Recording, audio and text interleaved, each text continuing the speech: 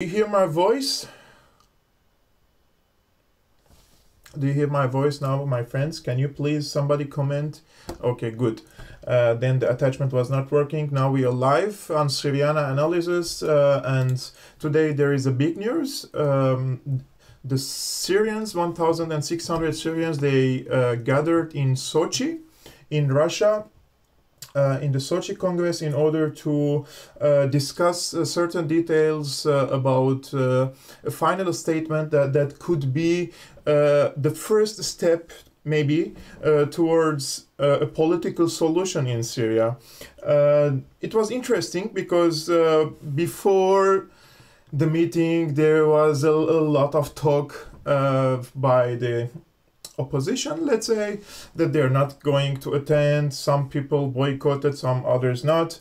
Turkey told its proxies to go, Saudi Arabia told not to go. I don't know, there were many conflicting reports about it, but at the end there were around 1,600 Syrians in Sochi today, and they have voted on a statement. I think it's important, but it lacks certain, let's say, articles. This is my opinion. However, I will tell you, I will read the final statement to you, and then we try to explain certain points and how could this statement be better for the future of Syria. This is, in my opinion, and this was my opinion since 2011, and it didn't change. So the participants in the Syrian National Dialogue, first of all, I put the link in the description below, you can read it. The participants in the Syrian National Dialogue Congress of Sochi stressed full commitment to the sovereignty, independence, and territorial integrity of Syria. This is the beginning of the introduction of the statement. This is very important. So that division is a red line, the sovereignty of Syria is a red line, and we will keep our sovereignty, independence, and the territorial integrity of Syria, regardless of what regional or international players are trying to impose on Syria. This was the introduction. Now, we go further. The final statement of the Congress, which was approved after discussing and voting each article of it, stated, we, I mean the Syrians or the participants, we the participants in the Syrian National Congress, representing all spectrums of the Syrian society and its political, civil and ethnic, religious and social groups, have gathered upon an invitation of the Russian Federation in Sochi to put an end to 7 years of our people's suffering through reaching a common understanding about the need to save the country from the armed confrontation, the social and economic devastation, and providing the fundamental rights and freedoms for all its citizens, foremost of which is the right of safe and free life without violence or terrorism. Everything is clear. It doesn't need any elaboration, you know? It's very clear and well written. I quote, "The only way to reach this goal is the political settlement to the challenges facing our country." It affirmed, the statement affirmed, the respect and full commitment to the sovereignty, independence and territorial integrity of Syria. We repeat. Also, I quote, "No part of the national territory would be abandoned. The Syrian people remain committed to the restoration of the occupied Golan Heights by all legal means, in accordance to the with the Charter of the United Nations and the international law."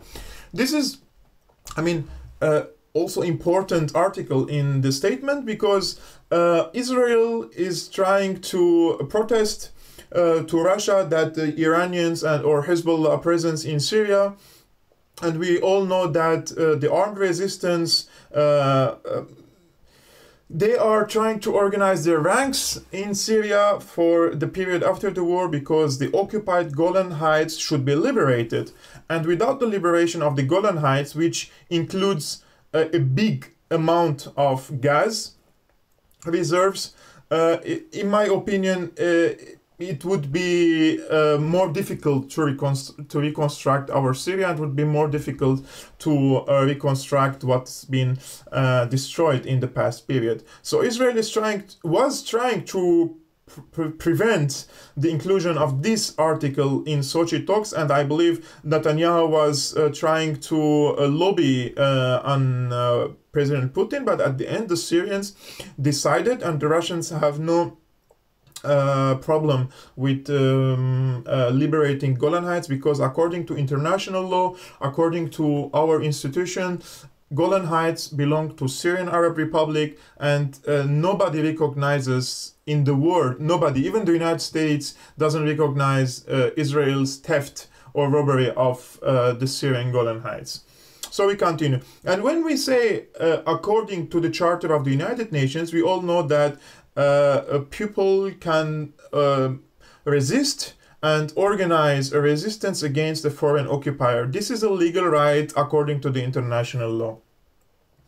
The statement added that Syria is fully committed to the national sovereignty of its land, and that Syria should restore its full role at the international arena and in the region, including its role as part of the Arab world in accordance with the UN Charter and its objectives and principles.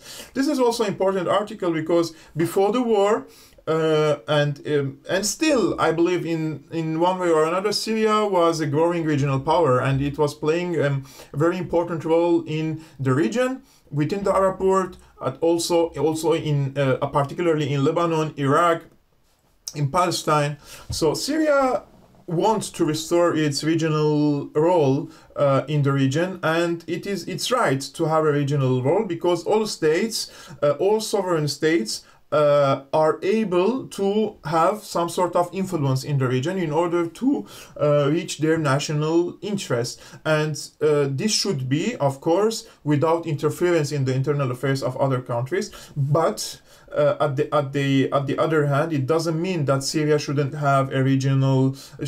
a regional player in the region. Iran is a regional player, Saudi Arabia is a regional player, Turkey is a regional player. Syria is not as strong, let's say, comparing to these countries by, let's say, the size of the country or the resources. However, by geostrategic thinking and how the Syrians were playing a chess in the last decades, they succeeded to be an important player in the region. The statement also affirmed that Syria is a democratic, non-sectarian state based on political pluralism and equal citizenship, protection of the rule of law, separation of powers, independence of the judiciary, full equality among all citizens, and preserving public freedoms. This is, I don't think there is any Syrian citizen, regardless of its political affiliation, whether it is pro, against, in the middle, pink, white, green, whatever, they all want equal citizenship, protection of rule of law, separation of powers, independence of judiciary, full equality among all citizens, freedoms, etc. However, the opposition was lobbying during these meetings in order to remove this secular character of the state, and it seems they succeeded in their lobbying, and in the final statement it should have been mentioned that Syria is a secular state. However, now it's been written that Syria is a non-sectarian state. I think there is a difference between both. Secularism, of course, includes non-sectarianism, but when it's non-sectarianism, it doesn't mean it is secular. I'm sure you understand what I'm saying. In my opinion, Syria is in a vital need for secular system, secular laws, in order to rebuild the society. Our problem is not only a regional or international problem in Syria, but also a social problem. There are certain, let's say, communities in Syria, they're resisting modernization, they're resisting to be part of modern civilization, and there is no way to modernize the Syrian society without secular system that brings equal and laws to all citizens of Syria and to teach them the secular values, the democratic values. Democracy and secularism, they don't come like, it's not a piece of cake, you put it in the oven and then you present it to the people. It's a process. It's a long-term process. So if we start now, it might take two generations in order to create a secular system in Syria. So I believe we should work and lobby both on the government and on the opposition in order to include secularism in the constitution, because there will be the constitution will be redrafted and to be put for referendum to the people, and we should ask this committee who will redraft the constitution to include secularism as a character for the Syrian state. I quote, the government is committed to national unity, social peace and comprehensive and balanced development with fair representation at the local administration level. Easy. Boosting the work of government and public institutions, protecting the infrastructure of private properties and society, and providing public services to all citizens in accordance with the high standards of management and gender equality. In Syria, gender equality on the social level, I believe we are much better than any of the regional players, maybe regional countries, maybe in exception to Lebanon and Tunisia. But still, because the Sharia is part of the issuing the laws in Syria, it's in the fourth level of issuing the new laws and regulations and in the judiciary system. That means there can't be full equality. Therefore, we should abolish any mention to any religion in the constitution or in the judiciary system or in the civil code. The Quran, the Bible, the Torah, all the Old Testimony, all of them should be in the churches, in the mosques. The religious laws and civil laws don't mix. You can't mix both of them. There shouldn't be in the 21st century any mixture between religious laws and civil laws, and especially in Syria. We have to learn the lesson from Tunisia nowadays and how they are abolishing this non-secular system in their country. The statement also says, preserving the army and the armed forces that perform their duties in accordance with the constitution, including protecting the borders and the Syrian citizens from external threats, as well as combating terrorism wherever it is found. It's very clear. Nobody can ask the Syrian government to withdraw its forces to their barracks, to their bases. The Syrian army and the security forces have a constitutional duty to protect the borders from outside threats, external threats, but also from internal threats represented by the terrorist groups. Clear. It's been voted. All the parties participating in Sochi, they agreed on this article.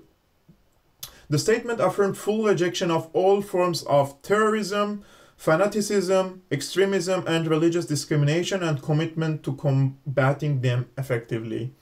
I quote, all respect for the Syrian society, its national identity, its history, and its rich values to which all the religions, civilizations, and traditions have contributed to, including coexistence among the various spectrum of the Syrian society and preserving the national cultural heritage with all its aspects.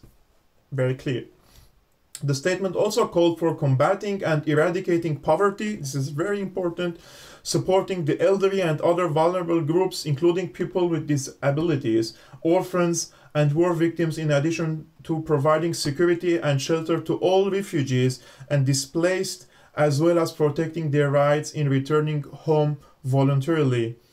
We, as representatives of the Syrian people who suffered terrible endurance and were courageous enough to fight international terrorism, announce our determination to restore prosperity to the homeland and secure a decent and comfortable life for all. This is also one of the articles, because in the media I always read that the refugees are afraid to go back to Syria because the government will slaughter them.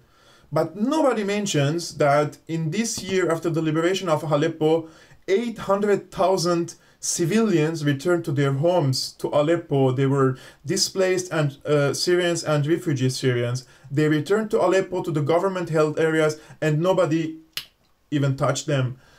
The Syrian government is, in my opinion, their priority is to gain the people, because without the people they can't govern. Of course, they have big popular support, but some people were against the government, and regaining these people is a positive aspect during the war, and the government is working in this regard.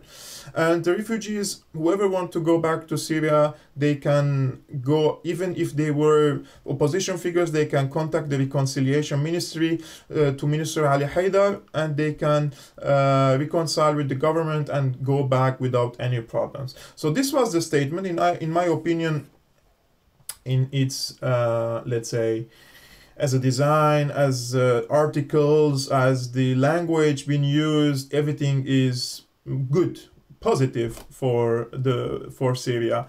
Will it be implemented? Let's see. How will be implemented? Let's see. But first step, there will be a committee to redraft the constitution. I have read several reports that 2/3 of the committee will be from the government and 1/3 of the committee will be from the opposition. And these people will discuss the current constitution to redraft it and to change the articles. I hope they include secularism in Syria as a character of the state, in order to have a balanced society without and to prevent future social, religious, sectarian conflicts in the future. Without secular system, it's not possible. Syria respects all religions and religious sects, communities, ethnicities in Syria, but it's not a full secular system according to the constitution, and we have to work in this regard. I will try now to check some of the comments if there is any questions that I should answer, that if I didn't already mention. This live streaming, I don't know, the comments always disappearing. If Syria asks the Iranians to withdraw, they will withdraw from Syria. They are not occupying power. They came to Syria by a call from the Syrian government, invitation by the Syrian government, and they will go back whenever the Syrian government asks them. Will Turkey attack? It's not our topic now, but I don't think Turkey will attack the SDF at the moment. Their priority now is in Afrin and in Manbij. I don't know if the Americans will allow them to go to Manbij, but as I mentioned in the previous live streaming, nobody should have an illusion that the Syrian government will side with Turkey against the Kurds. The Kurds are part of the Syrian society. They are Syrian Kurds, and Syria will not side with Turkey in order to please anyone. And so in my opinion, Syria is trying to regain the Kurds on their side, and I hope we will succeed in this regard. So can you link the article, please? It's already in the comments. I put it in the comments, but now when I finish the live streaming, I will put the link again, because when I finish the live streaming, it uploads once again to YouTube and it becomes like a video. I will put the entire link in the description below.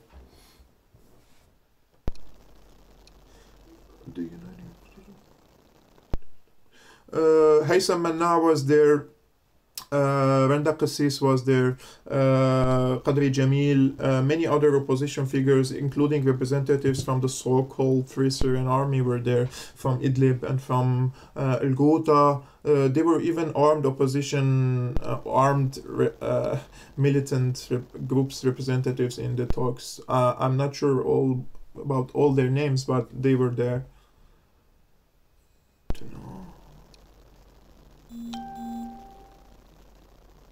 Israel is already attacking Syria almost every month, and they will not stop in their aggression. They're afraid from organized military presence, in strong military presence in South Syria that could pose threat and liberate Golan Heights in the future.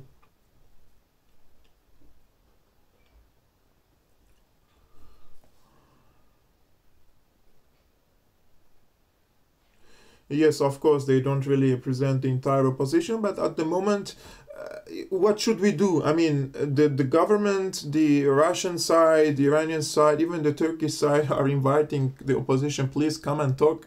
Some of them, they're refusing, and they're still, I mean, look, where are they living? They are living in a parallel universe. Many of them are living in parallel universe. I mean, if you check the geography, the map of control in Syria, 70% of the territories are in the hands of the government. Some parts are in the hands of Al-Qaeda, others are in the hands of the Kurds. And I don't know how could any opposition with the sanity in his head could ask the removal of Assad. Assad is there, he is not going, he is not going anywhere at any time soon. There will be a redraft of the constitution, and there will be elections, parliamentary elections, and then presidential elections. Assad will be part of the elections, if he wants, of course, and there will be other opposition figures who can run for presidency, and let's see who wins. And as I mentioned before, I believe Assad enjoys, he will gain the elections with a big difference from from the closest rival to him.